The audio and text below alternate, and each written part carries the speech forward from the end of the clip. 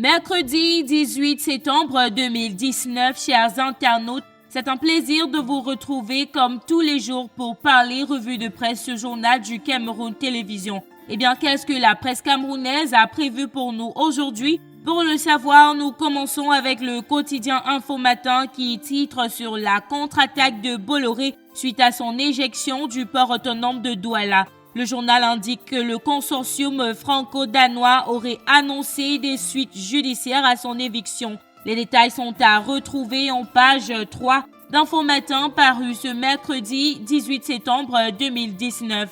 Camer Presse de ce mercredi 18 septembre 2019 s'intéresse également au port autonome de Douala, notamment à son nouveau concessionnaire Terminal Investment Limited. Il présente le parcours de cette compagnie qui serait présente dans les 5 continents ainsi que le communiqué du directeur général du port autonome de Douala précisant la suite de la procédure pour le nouveau concessionnaire. Les détails sont à retrouver dans les colonnes de Camer Presse parues ce mercredi 18 septembre 2019. Quant à Essingan, il revient sur les avantages économiques de la présence du nouveau concessionnaire Terminal Investment Limited au port autonome de Douala et renseigne que Cyrus Ngor, directeur général du port autonome de Douala, fait rafler 5 fois plus d'argent à l'État avec l'éjection de Bolloré. Le journal de Marie-Robert Elundo poursuit en précisant que l'enveloppe de toutes les redevances de concession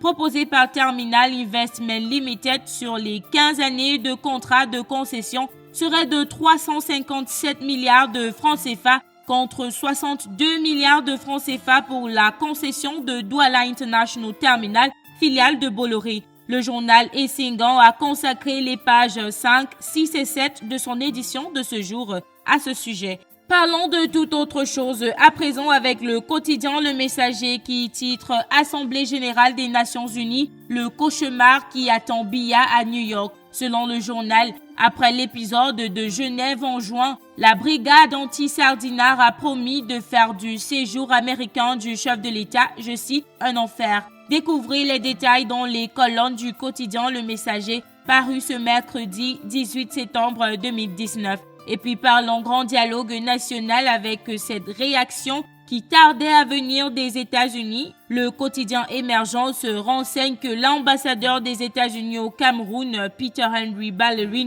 a émis des réserves lors de sa réaction à ce grand dialogue national convoqué par le chef de l'État Paul Biya. Retrouvez cette réaction dans les colonnes du quotidien Émergence paru ce mercredi 18 septembre 2019.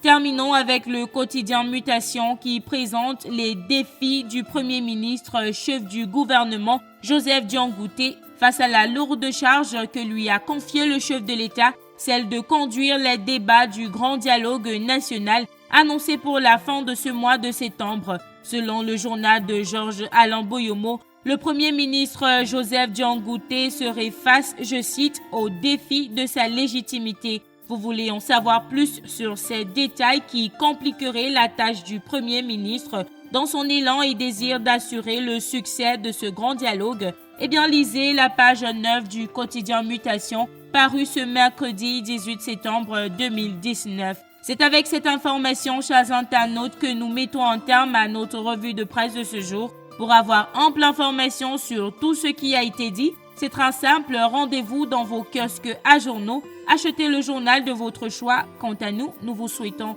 une très bonne lecture.